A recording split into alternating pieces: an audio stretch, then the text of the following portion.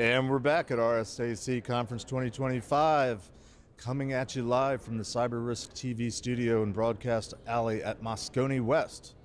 I'm your host for this segment, Jeff Mann. I'm the co-host of Pall Security Weekly. And joining me today for this short amount of time is Rohit Damankar. Yes. I hope I got that close. He's Vice President of Product Strategy for a company called Fortra. Rohit, welcome. Thank you. How's your RSA going so far? It's great. Great to see the energy and great to see so many products here. Every year since COVID, it's been a little bit better, like things are back to the normal. Back to normalcy. I think we are even filling some of the smaller halls Or now. at least we're here trying to pretend things are normal, faking it or something. Tell us a little bit about yourself. How'd you get into this fun world of cybersecurity?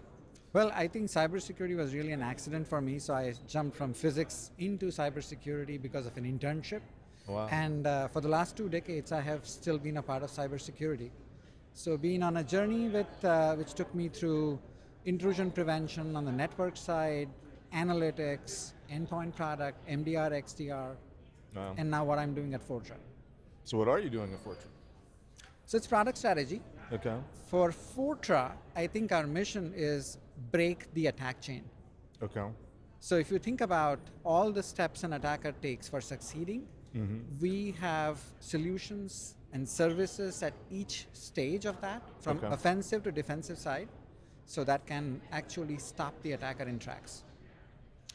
How does that work a little bit? For those that aren't familiar with Fortra, are you a platform? Are you a bunch of agents? Or what is Fortra and how is it deployed?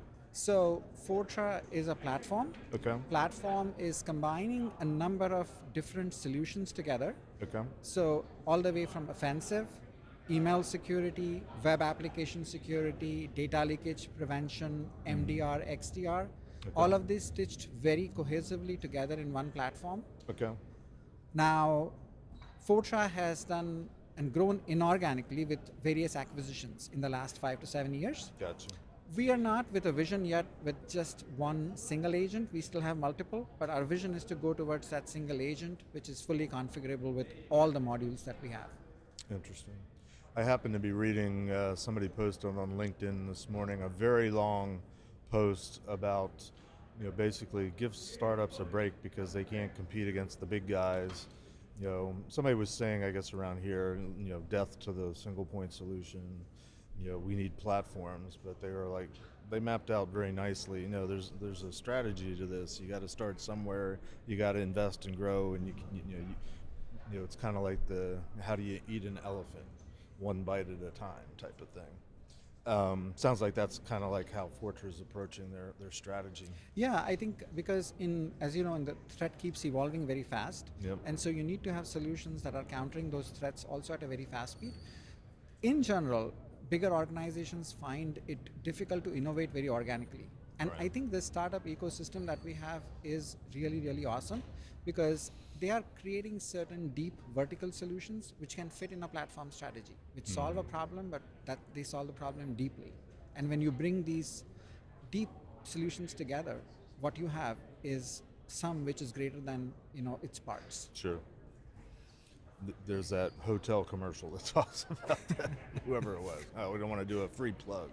So you wanted to come here today and talk about a relatively recent problem in the last year or two, a thing called Cobalt Strike. Absolutely. Cobalt Strike, do you know Cobalt Strike? Well, I always like to never assume that our audience is up to speed on everything. So yeah, very briefly, what is Cobalt Strike and what's been the problem with it? So in the world of security, there is an area offensive security, and offensive security products aim to simulate attacks that actual threat actors are doing. Okay. So basically, it prepares you much better in your environment. It makes you plug the holes before the attackers can find them out. Gotcha. And so this is literally real life simulation of attacks. Okay. Now, in the attacks, if you think about the progression of the attacks, it goes through certain stages. So an attacker initially gets into the environment, but once the attacker gets in, they want various tools to persist in the environment. Right. They want to laterally move in the environment. They want to elevate their privileges. And Cobalt Strike actually is that tool meant for testing Gotcha. the second stage of the attack, of persistence, privilege escalation, lateral movement. I think I know where you're going with this. Okay. Okay. So somebody figured out how to exploit that and commandeer it and use it for, let's say, nefarious purposes. Yeah, it's always the double-edged sword with any Right. security tools. Like if Sure. you look at all the open source tools that have been there, Yep. they have been used both ways. Well, I mean, it's kind of been true from the very beginning. Yeah. In the earliest days, the first vulnerability scan engines, ISS, Satan, they're finding all the vulnerabilities, which can be used to fix them or can be used to exploit them. So, Yeah, I and think, it's gone on from there. Yeah, I think even 20 years back, I remember there were automated internet scans which Yep. used some of these vulnerability scanners, and Yep. any of the open source ones, you could always find them. Yep. Yep. So it's not something which is very different. What people have taken an approach to Cobalt Strike. So Fortra is figured out a way to tackle the Cobalt Strike problem or protect it. What Yeah, are you so guys I doing? think what Fortra has figured out is saying we know that there are people who are misusing it. How do we not just ourselves, but basically create our partner ecosystem? Microsoft is a very dominant partner for us. Right. There are many global law enforcement agencies that are a partner. And so together, if you think about the RSA slogan, many voices, one community. So it's building that community of partners for Fortra and tackling the problem of Cobalt Strike head on. Because anytime we remove a Cobalt Strike active installation or any of these copies, unauthorized copies that are out there, we are actually... So there's shadow yeah, Cobalt Strike, yeah, essentially. correct. So we are Okay. reducing the number of attacks that are happening globally. Okay. And that's the exciting part where we are partnering with Microsoft, other law enforcement agencies. We are able to provide real life threat intelligence, real life IOCs that can help track down these actors and bring them down. So how are you coming up with the numbers? How are you measuring the reduction? Is it based on known Cobalt Strike versus ones you discover, or Yeah, so how I does that think work? so. We are able to do it in a few different fashion because Fortra owns Cobalt Strike. We know what the protocols are, what the kind of communications are. So we are able to track that and figure out saying somebody is using a Cobalt Strike in an unauthorized fashion. Okay. And the way that we are actually bringing down the Cobalt Strike is two different, I would say, paths. One of the Okay. path is figuring out who has posted these unauthorized copies, cracked copies of Cobalt Strike. It could be a file share, it could be one of these dark websites, dark web market, it could be any of the social media sites. So we are tracking that and we are Yeah. kind of removing all of those copies. The second thing is looking at if anybody is running Cobalt Strike live. And then we take action based on, we sometimes have to take down the domain they're using for it. And Okay. again, this is where we get involved with the law enforcement agencies. Right. Sometimes you sinkhole the domains. Again, you have to work with partners and law enforcement agencies to do that. How do you distinguish between the unauthorized Cobalt Strike and the legitimate Cobalt Strikes out there that might be being misused? So I think, Cobalt Strike is one of the products that was acquired by Fortra. So since Fortra's acquisition, we have added more security and licensing. So now we Okay. know actually which are the copies that are not really licensed from Fortra. Gotcha. So you know the known Yes, good. exactly. We know the known good. I got you. So obviously you're reducing the unauthorized use, so that in theory reduces at least one method of attack for the bad guys, right? Yeah. Are there larger implications than that, or are there strategies and plans to do even more So moving forward? Yeah, I think if you think about it, this is not like a project that we took for 2 months with Microsoft. This is a long-standing relationship. And we have built these strong relationships with, as I said, global agencies, right? Right. And so it's going to continue beyond just the Cobalt Strike. All of us are actively watching exploitation. Microsoft does it too, because Sure. just like us, a lot of Microsoft products get misused by attackers too. So they are watching exploitation. So it's sharing of that intelligence, making sure that we are able to provide the right intelligence to the right set of people to bring any kind of activity down.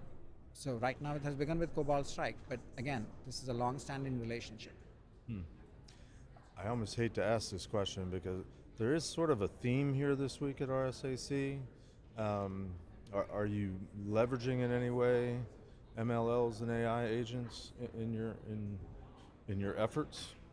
Yeah, so I think AI, ML, again, these are the usual The buzzwords, buzzwords, but and every product has to have them, right? yeah, you have to have that Correct. obligatory. It's in here Yeah. somewhere, or more. Yeah. So as far as we go, a lot of our solutions, Fortra solutions, do use ML and AI. Okay. And again, in all of this tracking, I'm sure there are algorithms that are applied to some of the communications which have ML AI counterparts. Interesting. So we are using that, leveraging that. One component that I would specifically point out is Fortra ThreadBrain. So as we are getting these signals from a lot of our different products, as we are kind of combining these signals, that's definitely a realm of ML and AI, having the right scores, etc. Because before we tell anything to the law enforcement agencies, we have to be very sure that something is bad, and we don't want to take down anything good. So that's where ML AI helps us. So this could, I can see that this gets a little dicey sometimes, potentially, and I'm starting. It's starting to click on the law Okay. enforcement. Because you're discovering essentially unauthorized use of your products. Correct. And you don't want to immediately go hack back and necessarily take them down. You want to follow due process. Correct. The Correct. concept. Due process where we can follow the due process. Right. Remember, like as a result of all of this activity, right, we are observing that attackers are trying to set up the infrastructure now in certain geolocations where we may not have that kind of leverage. So they're not giving up. Of course, when have they given up? Have you Right. seen anything? Well, they're not giving up on trying to use Cobalt Strike necessarily. Yeah, I think we do you also see them getting to the point where they're like, oh, let's move on to the next thing? So I think we have seen some of that too, because Cobalt Strike is not the only C2 or command and control infrastructure that's available. There Right. are others as well, and Right. so we will see them trying to use that too. But again, I think the idea there is if partnerships like what we have with Microsoft and a wider community, right? If we are tracking, we have threat experts. Everybody has threat experts on their team. A lot of companies do, and if they are all working together, I mean that's that community, right? We Right. can track if they are going to move to some another C2, another Cobalt Strike like thing. We still will be able to track and bring them down, and that's the objective. If I'm tripping over, sensitive information, feel free not to answer. But I'm curious as to what efforts you're going to prevent access or the bad guys from getting a hold of Cobalt Strike in the first place, or how are they getting a hold of it, and how much of your efforts are prevention versus detection, I guess. So I think again, as I was talking about certain features, I mean, after Fortra acquired Cobalt Strike, we have put in the licensing features. So they allow us to kind of make sure that whom we are selling to, whom our partners are selling to, So it's all there's a been a legitimate. process of So reining it there's a in process, type of yeah, thing. Okay. from that perspective. But what was sold before and what is cracked, the only solution we have is to track it. Track either the copies themselves or track it's actively in use. All right, makes sense. Interesting. You think you're getting there? You think you're winning? 80% reduction, we are still continuing to see a downward trend. So I would call it a great win. Okay. I don't think there will be many that will refute that because 80% is good in most people's books. Yeah, I mean the 80-20 as we normally standardly use. Sure. So, what do you want our listeners to take away? You want them to come check out Fortra, come, obviously use it.